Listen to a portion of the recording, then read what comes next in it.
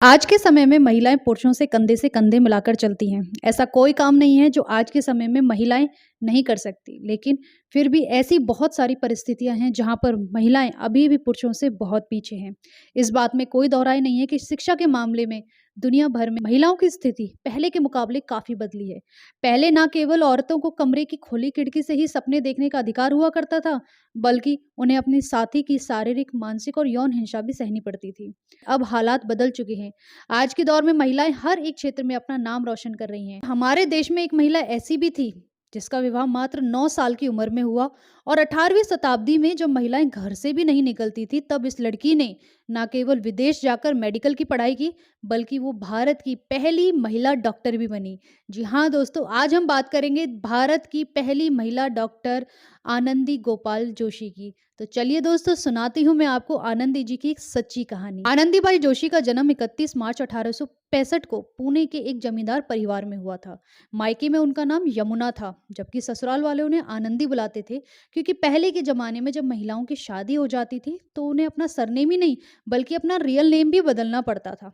इसी वजह से इनका नाम यमुना से बदलकर आनंदीबेन गोपाल राव जोशी हो गया था। आनंदी को करीब से जानने वाले लोग बताते हैं कि ब्रिटिश शासकों ने महाराष्ट्र में जब जमींदारी प्रथा को पूरी तरह खत्म कर दिया था, इनके बाद इनके परिवार की स्थिति बहुत खराब हो गई थी और इनके परिवार का गुजर बसर भी बहुत मुश्किल से हो रहा था।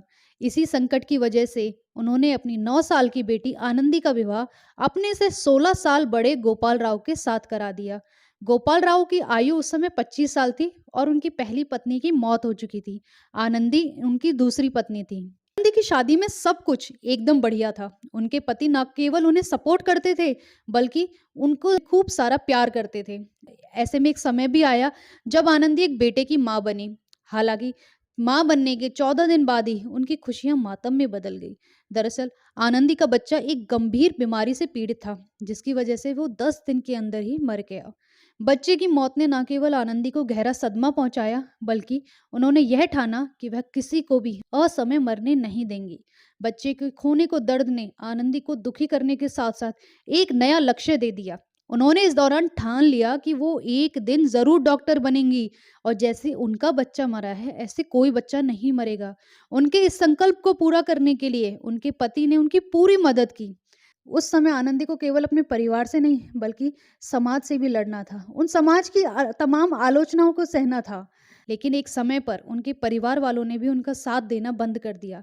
हालांकि इसके बाद भी आनंदी आगे बढ़ती चली गई, क्योंकि उनके पति का उन्हें पूरा सपोर्ट था। उनके पति ने उन्हें एक मिशनरी स्कूल में दाखिला दिलाया और आगे की पढ़ाई करवाई, जिसके बाद वो कलकत्ता पहुंची, जहां उन्होंने संस्कृत और अंग्रेजी पढ़ना और बोलना शुरू किया। अपनी पत्नी की रुचि को देखते हुए गोपाल राव ने 1880 में प्रसिद्ध अमेरिकी मिशनरी रॉयल वाल्डर को एक पत्र लिखा, जिसमें उन्होंने संयुक्त राज्य अमेरिका में चिकित्सा का अध्ययन करने की पूरी जानकारी मांगी। आनंदी की पढ़ाई के लिए कि इस पढ़ाई के लिए परिवार राजी नहीं था, कोई भी सहमत नहीं था। समाज में सब लोग गोपाल राव को धुतकार रहे थे। ऐसा इसलिए क्योंकि उस समय एक हिंदू शादीशुदा महिला का घर से दूर जाकर पढ़ाई करना तो बिल्कुल भी संभव नहीं था। लेकिन आनंदी और गोपाल राव ने किसी की भी नहीं सुनी। उन्होंने न केवल पेंसिल्वेनिया के महिला मेडिकल कॉलेज में एडमिशन लिया, बल्कि पढ़ाई पूरी करने के लिए अपने सारे गहने भी बेच दिए। समाज का एक तबका आनंदी के इस कदम से बहुत प्रभावित था। उन्होंने उनकी सहायता करने के लिए 200 रुपए की राशि भी दी थी। साल 1886 में 19 साल की उम्र में आनंदीबाई ने एमडी की डिग्री हासिल कर ली। वो एमडी की डिग्री पाने वाली भारत की पहली महिला डॉक्टर बनी। उसी साल आनंदीबाई भारत भी लौट आई, जिसके बाद उन्हें कोल्हापुर रियासत के अल्बर्ट एडवर्ड हॉस्पिटल में महिला वार्ड में प्रभारी चिकित्सक की नियुक्ति मिली। हालांकि किस्मत को कुछ और ही मंजूर था। भारत की पहली महिला डॉक्टर बनकर कीर्तिमान रचने वाली आनंदीबाई जब डॉक्टर की प्रैक्टिस ही कर रही थी, तभी टीबी की बीमारी का वो शिकार हो गई और वो अपनी इस बीमारी का इलाज नहीं कर पाई।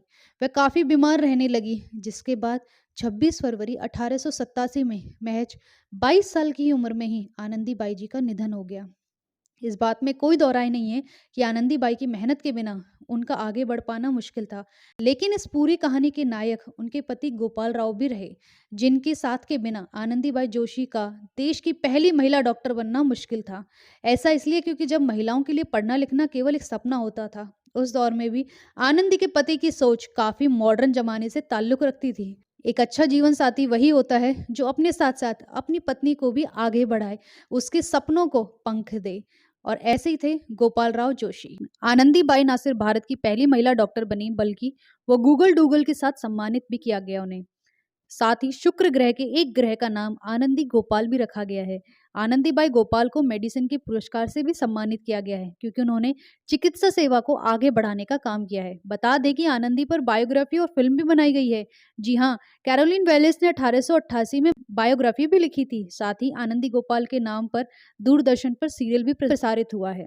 तो ये थी दोस्तों आनंदीबाई जोशी की कहानी, जिन्होंने डॉक्टर बनकर इतिहास रचा। अगर आपको ये स्टोरी अच्छी लगी हो तो आप प्लीज़ एक लाइक देना एंड चैनल को सब्सक्राइब करना ना भूलें। थैंक यू दोस्तों।